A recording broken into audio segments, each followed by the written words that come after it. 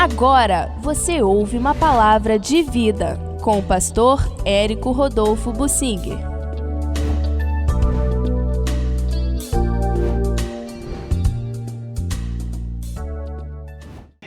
A escolha por Deus de Davi também condicionou a escolha de Salomão. Quando nós estamos vivendo bem depois dos fatos acontecidos, nós então sabemos pela Bíblia do que Deus falou antes de acontecer e como se cumpriu e como aconteceu. Deus escolheu Davi. A história de Davi é emocionante, o quanto ele sofreu desde pequeno, depois quando adolescente, como ele desenvolveu suas habilidades e depois ele se destacou quando matou o gigante Golias, mas depois foi perseguido e teve que fugir, perdeu tudo que tinha. Ele ficou com a roupa do corpo, fugindo. Pois é, Davi passou muitos apertos, mas ele tinha promessas de Deus e o Senhor continuou com ele durante toda a vida. Por fim, depois de muitas lutas, ele começou a ver pessoas se agregando a ele. Eu creio que isso é a maior alegria de um cristão, quando você tem pessoas junto com você, pessoas que reconhecem você como líder, como uma mãe espiritual, um pai espiritual, pessoas que reconhecem você, têm prazer em ficar perto de você. Eu acho que não há nada mais triste para um cristão do que ele se sentir sozinho. Ninguém liga para ele, ninguém procura, ninguém quer saber dele, mas a pessoa precisa de ter o seu relacionamento com Deus, valorizar o que tem, e os outros vão ter prazer em ficar perto de você. Isso é o que a gente deve buscar, ter valor em nós mesmos para passar para outras pessoas.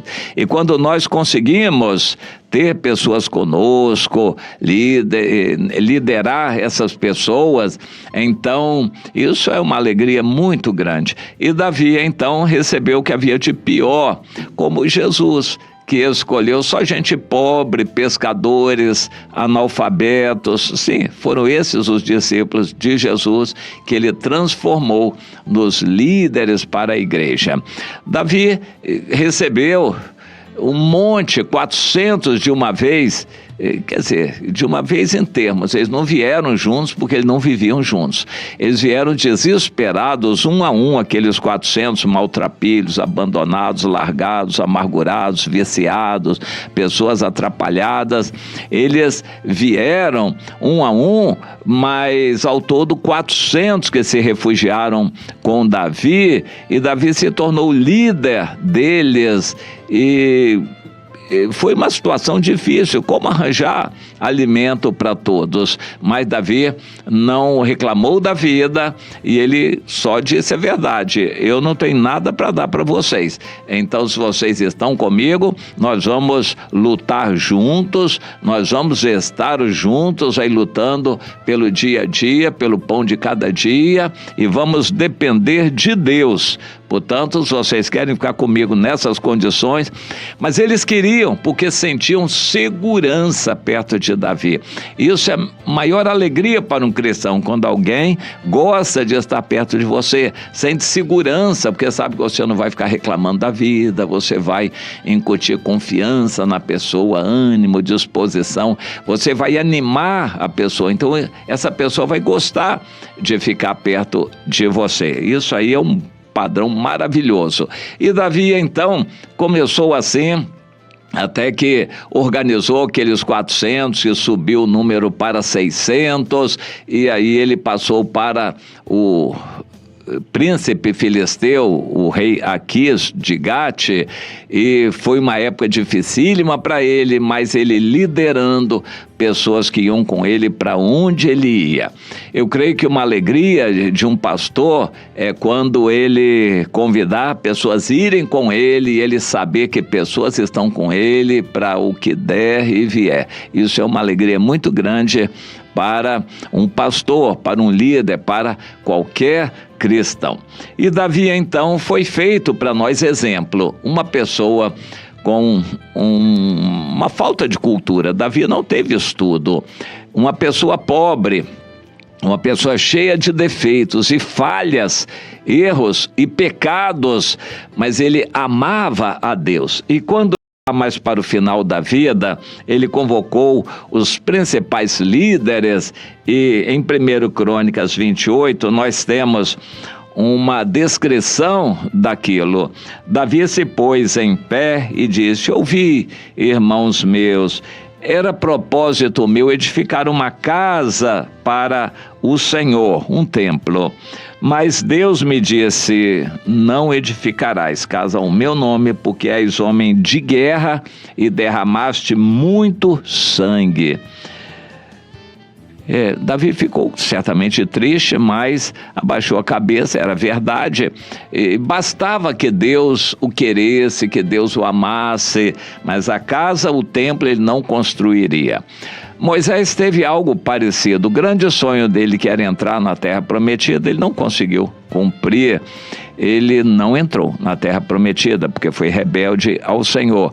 Mas ele continuou sendo Moisés, o escolhido de Deus. Agora, na época de Davi, Davi se sentia assim. Então, no versículo 4, ele diz: o Senhor, Deus de Israel, me escolheu de toda a casa de meu pai, para que eternamente eu fosse rei sobre Israel. Porque ele escolheu Judá por príncipe, e na casa de meu pai ele me escolheu dentre todos de Judá para me fazer rei. E de todos os meus filhos, porque Deus me deu muitos filhos, ele escolheu a Salomão para se assentar no trono do reino do Senhor sobre Israel. E então o filho de Salomão é que vai edificar casa. Davi ficou muito contente com aquilo. Não foi ele, mas seria um filho dele. E ele ficou satisfeito porque Deus escolheu o filho dele. Antes, Deus não tinha escolhido nenhum dos outros filhos.